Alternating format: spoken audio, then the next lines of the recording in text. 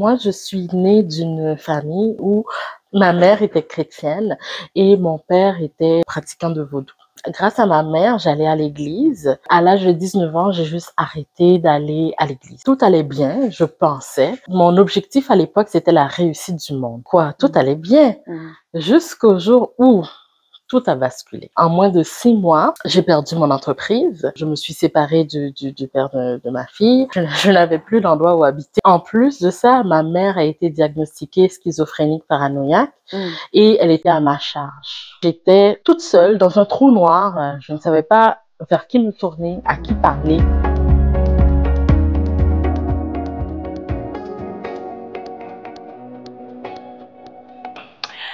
Bonjour, bienvenue chers abonnés, bienvenue chers téléspectateurs à cette émission Génération Choisie. Nous sommes très contents aujourd'hui de recevoir une femme vertueuse, une femme qui aime le Seigneur et qui a décidé aujourd'hui de nous partager son histoire. Alors, bonjour Aïna, est-ce que tu vas bien? Bonjour Grâce, je vais bien par la grâce de Dieu. Je dis merci pour cette invitation. Je suis contente d'être ici avec toi. Ah, mais on rend grâce à Dieu. C'est vraiment un privilège pour nous. Merci à toi aussi d'avoir accepté notre invitation. Je sais que tu as un agenda chargé, voilà, mais tu as quand même trouvé du temps pour nous et on dit merci beaucoup. Alors, si tu es là aujourd'hui, c'est parce que tu veux nous partager ton histoire, ton parcours, ton témoignage avec le Seigneur Jésus-Christ. Alors, on t'écoute, Raina. Oui, alors moi je suis née d'une famille où ma mère était chrétienne et mon père était pratiquant de vaudou. Et grâce à ma mère, j'allais à l'église protestante et je fréquentais aussi l'école catholique toute mon enfance, toute ma jeunesse. Et à l'âge de 19 ans, j'ai juste arrêté d'aller à l'église, tout court. Et puis, tout allait bien, je pensais. Mon objectif à l'époque, c'était la réussite du monde. Je voulais vraiment réussir dans le monde. J'ai travaillé très fort pour avoir mon entreprise. J'ai eu une garderie privée en installation. J'étais très fière de ça. J'avais mon condo avec le père de ma fille. Et puis, j'étais bien, quoi. Tout allait bien. Jusqu'au jour où tout a basculé. En moins de 6 mois, j'ai perdu mon entreprise. Je me suis séparée du père de ma fille et je n'avais plus d'endroit où habiter. En plus de ça, ma mère a été diagnostiquée schizophrénique paranoïaque et elle était à ma charge. Alors, vraiment, j'étais toute seule dans un trou noir. Je ne savais pas vers qui me tourner, à qui parler.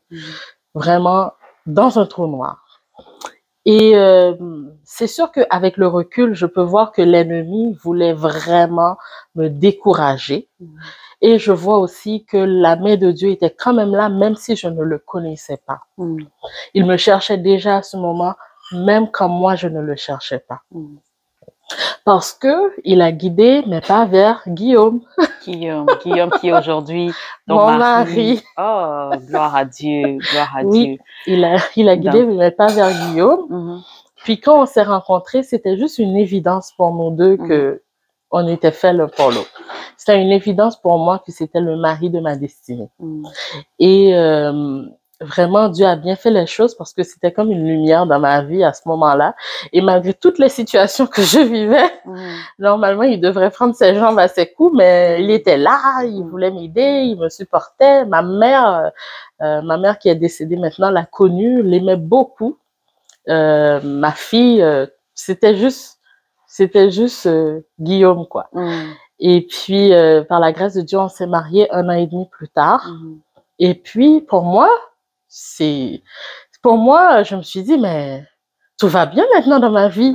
Tout va très bien. Regarde comment ça va. Je travaille. J'ai ma maison maintenant avec mon mari, ma fille. Tout va bien.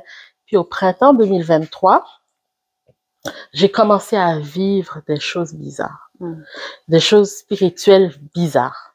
Je ne savais pas à qui en parler. parce que Guillaume et moi, nous n'étions pas chrétiens encore à ce moment-là. Je savais que ce que je vivais était anormal. Je savais que c'était peut-être même dangereux, mais je ne savais pas à qui en parler. Et puis, Dieu a fait en sorte que j'ai trouvé le numéro de téléphone d'une amie de ma mère, que ma mère disait, cette femme, c'était une femme de prière. Puis, j'ai été la voir, je l'ai rencontrée. Et puis, elle m'a dit, Raina, ce que tu vis, ça s'appelle des réclamations familiales. Réclamation familiale. Parce qu'au début, tu as dit que ta mère était chrétienne, mais ton père était comme dans des pratiques de vaudou et tout. Et voilà, est-ce que tu penses que c'était ça qui réclamait un peu Oui. Alors, sincèrement, oui. Je pense que c'est ce que je vivais, ça avait rapport avec toutes les pratiques ancestrales de ma famille qui me rattrapaient d'une manière ou d'une autre. Moi, vraiment, je n'ai pas participé dans ce genre de pratique. Mais ce que j'ai appris à la longue, c'est que l'ennemi, il rentre dans une lignée et qu'on le sache ou pas, il a des réclamations. Et puis, si on n'est pas en Christ, on est juste sans défense. Mais à l'époque, je ne le savais pas, jusqu'à ce que la dame, l'amie de ma mère, me l'a expliqué. Et puis, elle m'a mis en contact avec une pasteure haïtienne. Et la pasteure haïtienne m'a proposé de venir faire 3 jours de jeûne et de prière chez elle. Alors, durant ce que j'ai accepté, parce que voilà. Parce que tu cherchais une solution. Puis je cherchais une solution. Puis c'était la première fois qu'il y avait que je voyais un semblant de solution. Et puis j'ai accepté. Et puis j'ai été faire 3 jours de jeûne et de prière avec elle. Elle a commencé à me faire l'étude biblique. Et ensuite j'ai donné ma vie à Dieu. J'ai fait la prière de salut avec elle. Et sincèrement, il y a eu beaucoup de choses se sont passées durant ces 3 jours-là. Mais ce que je retiens vraiment, c'est la paix et la sérénité qui m'a envahie à partir de ce moment-là. À partir de ce moment-là, j'avais une paix. Je n'avais plus peur comme avant. J'avais une sérénité parce que je savais que je n'étais plus seule. Je savais que Jésus était en moi, Jésus était avec moi, le Saint-Esprit était en moi, que Jésus était plus fort que n'importe quelle entité ou réclamation. Alors, déjà, ça me rassurait. Et puis, alors je continuais à aller chez elle pour l'étude biblique. Et puis, prochaine étape, elle m'a dit, il faudrait qu'on bénisse nos alliances parce qu'on a été mariés, on n'était pas mariés à l'église, au contraire, on s'était mariés par la mère de Guillaume parce que bon, elle est juge. Nous a partagé dans son témoignage. Elle nous a mariés, alors on était très contents, mais on n'était pas mariés devant le Seigneur. Alors Guillaume, mon mari, par la grâce de Dieu, a accepté et on a béni nos alliances. Et ensuite, prochaine étape, elle nous a dit, il faut se faire baptiser, baptiser par immersion. Alors, je continuais l'étude biblique avec elle et elle commençait à aussi parler à Guillaume de Dieu et poser des questions à Guillaume, lui expliquer Jésus. Et puis moi aussi, de mon côté, dans notre intimité, je lui parlais de tout ce que j'apprenais. Et puis, Dieu a fait en sorte que son cœur a été touché. Guillaume a accepté de se faire baptiser avec moi. Alors, nous deux, on a été baptisés par immersion. Donc, on doit comprendre que quand tu dis, tu vas chez la pasteure et au moment de prière, des échanges, tu parlais de la prière du salut. Est-ce que c'est ce moment-là que tu as fait comme une rencontre avec Jésus-Christ? Parce que au début, tu as dit que tu étais déjà né dans une famille chrétienne. Et à 19 ans, c'est là que tu as comme abandonné le chemin du Seigneur pour suivre tes propres voies. Est-ce que pour toi, c'était comme un retour à la maison ou bien c'était comme une nouvelle rencontre encore que tu faisais avec le Seigneur Jésus? Sincèrement, c'était une nouvelle rencontre. Mais je savais que Jésus existait. Je savais que Dieu existait parce que j'ai été exposée à ça. Et ma mère était très croyante et très pratiquante. Mais je ne connaissais pas la puissance de Jésus. je ne connaissais pas, en fait la puissance de Jésus. Je connaissais juste que Jésus est mort pour nous et que grâce à ça nous sommes sauvés, nous avons la vie éternelle, nous allons vivre au paradis. Okay. Voilà. Mais tu avais pas connaissance de la puissance qu'il y a dans le sang de Jésus. Je ne connaissais pas. Parce que je me rappelle quand tu me partageais ton témoignage, tu disais tellement que tu vivais de choses un peu bizarres que tu ne savais pas expliquer. À un moment donné, tu te disais, est-ce que je suis en train de devenir folle? Oui. Parce qu'il y a des choses où toi-même, tu n'as même pas de mots à placer, tu comprends pas. Oui. Et tu te dis, bah, si j'explique aussi à une personne, oui. fini là, on me qualifie peut-être schizophrène comme ta mère. Oui. Et, okay. Ben, c'est exactement ça. Je vivais des choses que je ne savais même pas quoi. Je n'osais même pas le dire à quelqu'un d'autre parce que pour moi, c'était tellement un sujet sensible puisque ma mère avait été schizophrénique paranoïaque. En plus de ça, je n'osais en parler à personne, mais je vivais des choses vraiment difficiles et je savais que c'était pas normal et je savais que j'avais toute ma tête. Alors, comment en parler? À qui en parler? Qu'est-ce que tu vas dire? Puis finalement, la solution, tout ce temps-là, c'était Jésus. Effectivement. C'était vraiment Jésus parce que je te dis, une fois que j'ai donné ma vie à Jésus, les choses ont commencé à changer comme ça. C'est pour ça que j'ai pu avancer. C'est pour ça que j'ai continué avec force, avec ferveur comme ça, dans ma quête spirituelle avec Jésus. Parce que je voyais concrètement ce qui changeait. Je voyais concrètement, il y a des choses qui diminuaient. Je le sentais, je le voyais. Alors, je me disais, OK, ce truc, c'est vrai. C'est pas juste une légende, c'est pas juste une histoire dans la Bible. C'est réel, c'est vivant. Et Jésus existe pour vrai. Alors, c'est pour ça que je dis que pour moi, c'est une rencontre parce que je ne connaissais pas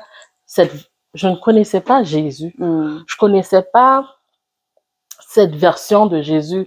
Pour avant, c'était juste une histoire. Mais moi, je vivais cette histoire avec lui. Et même, je pense que ça a aidé aussi avec mon mari parce que lui, il a vu la différence en moi. Il me disait, oh, tu es plus calme maintenant. Oh, ça va maintenant. Parce qu'avant, je lui parlais pas. Quand j'ai rencontré le pasteur, c'est sûr que je lui ai tout expliqué à Guillaume. Mais avant, quand je lui parlais pas, il voyait que ça n'allait pas. Il m'a même demandé un jour, est-ce que ça va? Oui, ça va, ça va. Alors, je voulais rien lui dire. Qu'est-ce que je vais dire?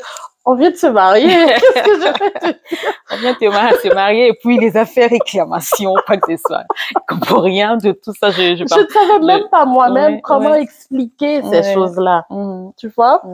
Alors, comment moi je vais le lui expliquer? Je ne comprenais même pas moi-même. Je savais juste que c'était pas normal. Et je savais que c'était spirituel.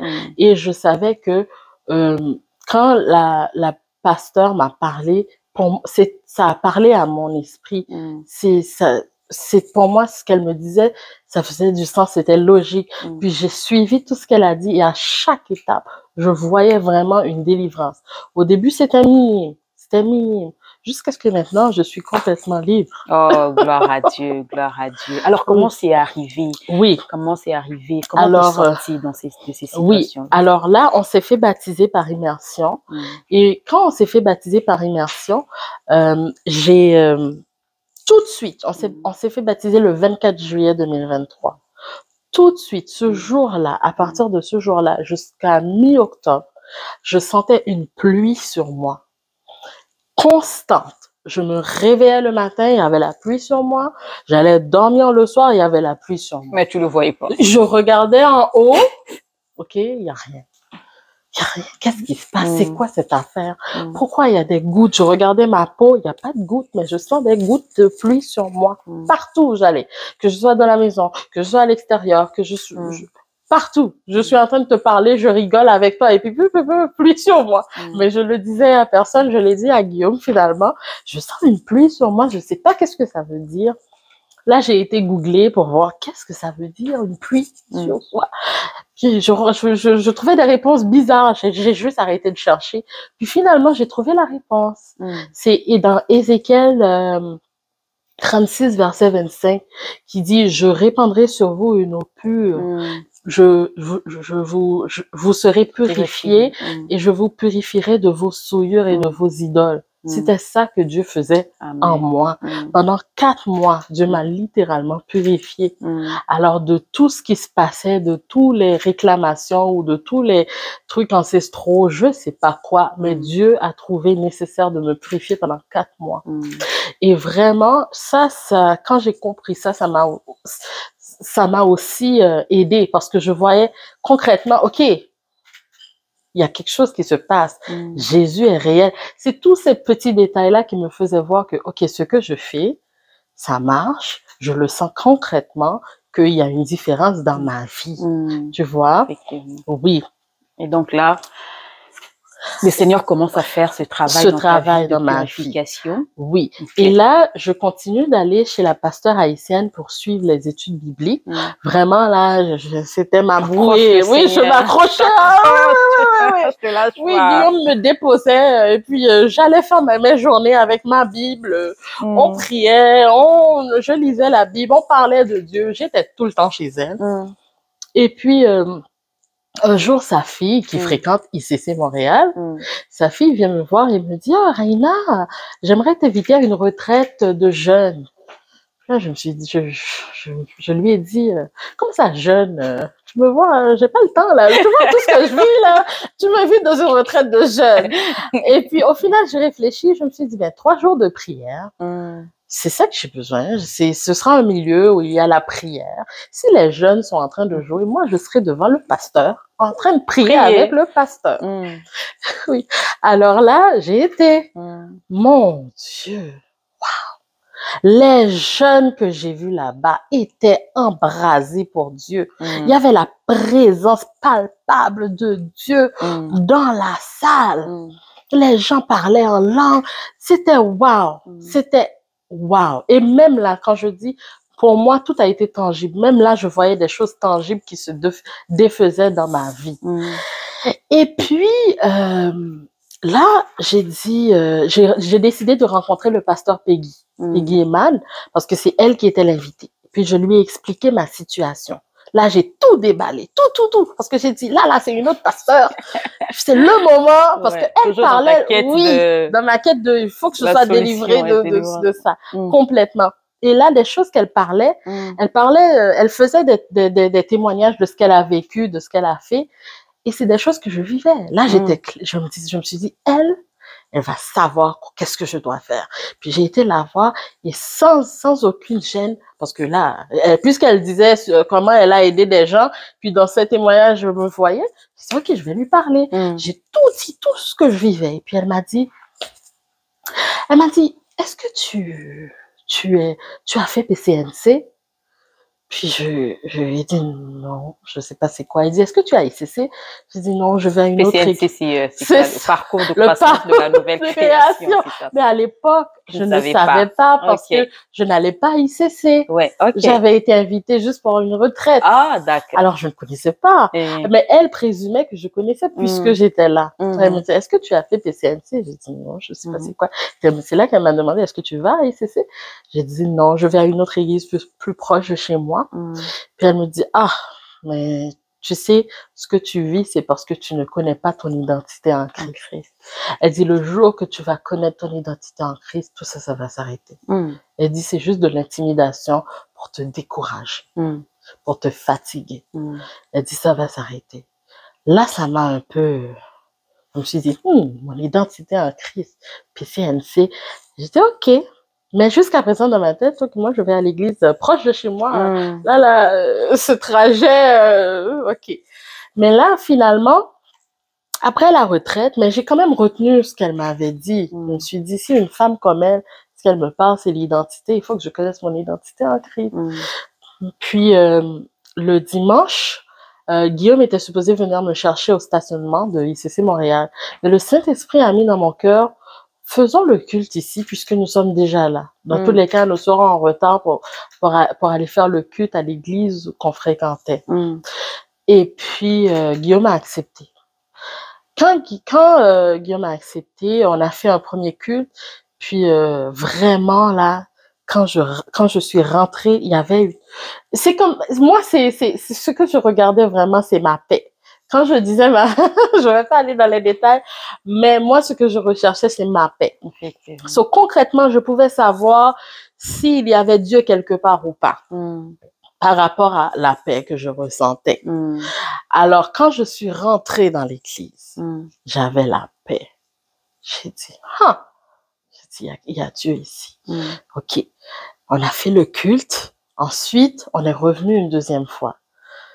OK. Parce que là, on est revenu une deuxième fois parce que tout au cours de la semaine, c'est comme ma vie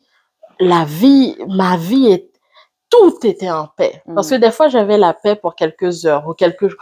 Là, j'ai fait une semaine en paix. Je dis, waouh, j'étais à cette église-là, la semaine est complètement différente. Là, j'ai dit, Guillaume, il faut qu'on retourne. Puis là, il a accepté, on est retourné. J'ai eu une autre semaine en paix. J'ai dit, oh mon Dieu, il faut qu'on retourne. Et puis, on est retourné. Troisième fois, Guillaume parlait en langue. Là, c'était confirmé, c'est notre église. Nous sommes restés. Oh, gloire à Dieu. Et c'est comme ça que vous êtes restés à la famille. C'est comme ça que nous sommes restés à ICC Montréal. Oui. Okay. D'accord. Et la suite, qu'est-ce qui s'y passe? Maintenant, il y a eu un encadrement, un suivi? Oui. Il y a eu l'annonce. Ils ont fait l'annonce à la télé de PCNC qui va s'ouvrir. Là, j'ai dit à Guillaume, il faut absolument qu'on prenne ce cours parce que le pasteur m'avait dit, est-ce que tu connais ton identité? Si tu fais ce cours, tu vas connaître ton identité et tout va s'arrêter. C'est ça qu'elle m'avait dit. Et là, j'ai dit, il faut qu'on fasse ce cours. Et par la grâce de Dieu, il a accepté. Puisqu'il a accepté, on a commencé notre cours et vraiment, c'est là que on comprenait vraiment. Moi, j'ai commencé à m'affermir en Christ parce que je commençais à comprendre le royaume. Je commençais à comprendre que, OK, c'est pas une question de religion, c'est une question de relation avec le Christ, avec Dieu, que Jésus, en fait, ce que Jésus a fait pour nous. Ils nous ont parlé les mérites du sang de Jésus. Là, ma prière changeait. Je priais maintenant avec le sang de Jésus. Vraiment, et puis on avait une communauté en plus maintenant autour de nous parce qu'on se faisait des amis en PCNC et on se réunissait sur Zoom durant la semaine. Non, c'était très bien. Juste, alors je progressais en Dieu et ma paix augmentait, ma sérénité augmentait. Je commençais même à être très à l'aise jusqu'à ce qu'un jour, j'ai été attaquée dans un rêve. Puis quand je me suis réveillée de ce rêve, je me suis réveillée avec un mal de dos atroce. Et tout au long de la journée, ça s'est répandu jusqu'à ce que j'étais devenue bloquée et je pouvais à peine respirer. Alors on a été à l'hôpital et l'hôpital n'a rien trouvé. On a tous les tests, ils ont rien trouvé. Dos bloqué, je peux à peine parler, ils me renvoient chez moi parce qu'il n'y a rien. Alors là, c'était confirmé que c'était spirituel. On attaquait l'ennemi. Oui. Alors, Guillaume et moi, on a décidé, le Saint-Esprit a mis dans notre cœur de prier pour la maison. Alors, on a prié pour la maison. Et en priant pour la maison, Dieu a ouvert les yeux de Guillaume. Il a vu une entité qui était dans la maison. Parce qu'il était affermi en Christ, il l'a chassé. Et puis, ma douleur, il a proclamé, il a pris autorité. L'entité était partie, a été chassée et la douleur était partie. Et c'est comme ça qu'on a continué en Christ, on a continué à ICC, on a continué à grandir. Et depuis, j'ai plus de problème. Hein. Oh, ben, gloire à Dieu, gloire à Dieu. C'est ça. Donc, si je comprends bien, dès le moment où tu as commencé à être enseigné, la formation que tu parlais tantôt, c'est vraiment juste des enseignements, des formations d'affermissement, des disciples là, si je peux dire. C'est à ce moment-là que tu as pris conscience de ton identité. Oui. Et qu'est-ce que ça a apporté? Est-ce que tu étais devenu un peu plus, tu avais plus de l'assurance? Est-ce que tantôt tu parlais de l'attaque que tu avais et comment vous avez commencé à prier, purifier la maison? J'imagine qu'avant, c'était pas la Raina qui pouvait avoir cette audace et courage. Est-ce que c'est parmi les choses que tu as compris dans l'enseignement, son identité en Christ impliquée que tu es enfant de Dieu et que les réclamations soi-disant que ça n'avait plus d'effet en toi, en fait, parce que tu étais une nouvelle créature. Oui, en fait, oui, c'est vraiment parce que je connaissais qui j'étais en Christ. Parce que je pense que les réclamations avant avaient un effet sur moi, parce que je n'avais pas encore cette révélation. Effectivement. En fait, avant, j'aurais eu ce genre d'attaque, j'aurais littéralement quitté la maison. Guillaume, on va louer quelque part, un Airbnb, je ne sais pas, je ne dors plus là. C'est ça que j'aurais dit. Mais là, on a pris autorité. On n'a pas appelé le pasteur pour venir prier chez nous. Nous-mêmes, on a pris autorité dans notre maison. Et ce que je peux dire aussi quand je parle de la révélation de qui nous sommes en Christ, c'est que moi, sincèrement, et ça me reste toujours, et je le proclame à chaque fois qu'on prie, le matin et le soir, je le proclame, les mérites du sang de Jésus, parce que ça me rappelle, en fait, c'est comme si je parle à mon âme, ça rassure mon âme, ou ça me rappelle de qui je suis, que je suis, maintenant que je suis en Christ, le vieil homme est passé, je suis une nouvelle créature, qu'il n'y a aucune condamnation pour moi parce que je suis en Jésus-Christ. Mon héritage, c'est pas les réclamations, c'est la justice en Jésus-Christ que j'ai eu, que je suis un peuple élu, je suis quand le Saint-Esprit est en moi, le Saint-Esprit qui est en moi est plus grand que n'importe quelle autre entité. Et maintenant, je n'ai plus droit à la malédiction. Je fais partie de la nouvelle alliance de Jésus-Christ. Je suis maintenant dans la bénédiction d'Abraham. Je proclame que Jésus est mort, que son sang a coulé pour moi. Et grâce à son sang, il m'a donné la victoire sur toute puissance de l'ennemi. Je prends mon autorité tous les jours. Je me le rappelle. Je me le rappelle pour que ça soit dans mon ADN. Et je pense que c'est à partir de ça que maintenant, j'ai la paix à vie. Amen. Amen. Gloire à Dieu. Et pendant que tu parlais, il y a un verset qui est venu en moi, Romains chapitre 8, le verset 1. La Bible dit, il n'y a donc maintenant aucune condamnation pour ceux qui sont en Jésus-Christ. Amen. Je pense que sa réponse explique vraiment cette prise de conscience que tu as eue. Et parce qu'il n'y a plus de condamnation, peu importe ce que nos parents ont pu faire, peu importe ce qu'ils ont eu à faire. Vous savez, autrefois, dans les traditions ancestrales, nos grands arrière-parents, ils pouvaient aller consulter les fétiches, même pour un rien, même pour un mot de tête simplement. Ils pouvaient aller faire des pactes. Ils ne savaient pas que ce sont des alliances. Des alliances qui sont en train de faire, c'est ça que tu parles de réclamation en fait. Ce sont des alliances qui de générations plus tard, tu vas voir des enfants naissent et ils vivent les choses. Tu vas voir, ils vont faire des alliances, ils vont dire bah écoute, moi je veux guérir. Tu peux prendre ma lignée, tu peux prendre les mariages, tu peux prendre la santé. Ils ont sacrifié toute une lignée. Et aujourd'hui j'ai envie de parler vraiment à quelqu'un, comme je te disais tantôt quand tu parlais, j'étais même en train de chercher les versets. Dans Romains, il dit, il n'y a donc maintenant aucune condamnation pour ceux qui sont en Jésus-Christ. En effet, la loi de l'esprit de vie en Jésus-Christ m'a affranchi de la loi du péché et de la mort. Amen. Donc, c'est ça, j'aimerais vraiment partager ces versets. Ok, peut-être que tu es là, tu nous suis aujourd'hui, tu vis de choses que tu ne comprends pas, de réclamations de famille, ou peut-être que tu ne sais même pas nommer ce que tu vis. Peut-être qu'il y a des ancêtres, des parents ont eu affaire à des pratiques qui aujourd'hui, c'est comme ça te réclame. Ici, j'aimerais vraiment te parler de Jésus-Christ. Comme la Bible nous dit, il n'y a plus de condamnation. Quand tu viens à Jésus-Christ, quand tu l'acceptes dans ta vie, quand tu acceptes à ce qu'il puisse marcher avec toi, prendre le contrôle de ta vie, ben lui, il vient pour juger ses réclamations. Il vient pour juger, mettre fin d'abord, premièrement, à toutes ces alliances, mais te donner une nouvelle vie. Donc, ça veut dire que quand l'ennemi vient réclamer, c'est plus toi qu'il voit, il voit Jésus-Christ parce que lui, il a porté tout à la croix pour nous. Amen. Donc, c'est vraiment un message que je voulais lancer. Je sais pas si toi aussi, tu as un message à... Oui, et quelque chose que je répète souvent, c'est que une fois que je suis en Jésus-Christ, je suis en lui.